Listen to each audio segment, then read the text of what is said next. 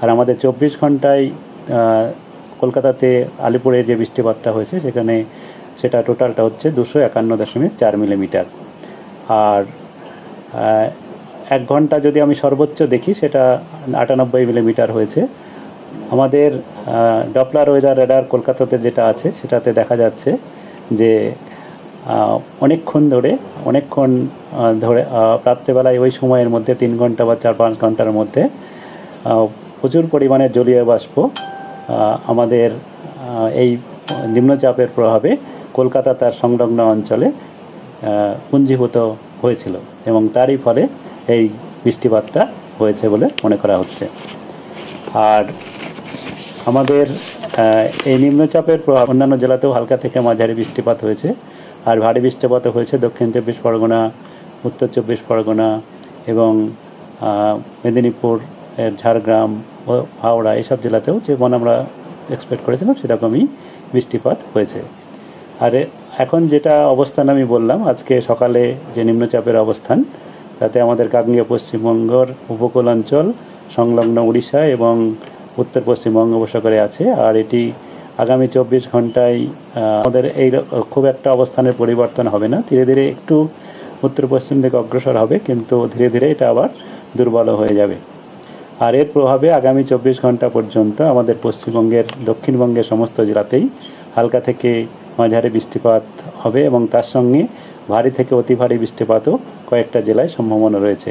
ভারী থেকে অতি ভারী বৃষ্টিপাতের সম্ভাবনা আমাদের যে জেলাগুলিতে রয়েছে সেগুলি হলো পূর্ব পশ্চিম মেদিনীপুর, বাঁকুড়া, ঝাড়গ্রাম এসব জেলাতে রয়েছে। ভারী বৃষ্টিপাতের সম্ভাবনা পুরুলিয়া, হুগলি, হাওড়া এবং দক্ষিণ 24 পরগনা জেলাতেও রয়েছে। কলকাতা এবং উত্তর 24 পরগনাতেও এখন আমাদের হালকা থেকে মাঝারি বৃষ্টিপাতের সম্ভাবনাই বেশি, কিন্তু সমস্ত আজকে 24 ঘন্টার মধ্যে ভারীর কাছাকাছি চলে যেতেও পারে এবং 7 সেন্টিমিটার পর্যন্ত চলে যেতেও পারে।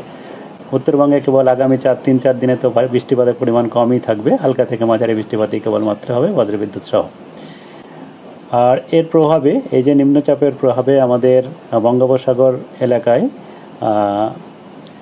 বাতাসের গতিবেগ দমকা হাওয়া 40 থেকে 50-55 পর্যন্ত যেতে পারে এবং তার সঙ্গে সঙ্গে বৃষ্টিপাতও হচ্ছে।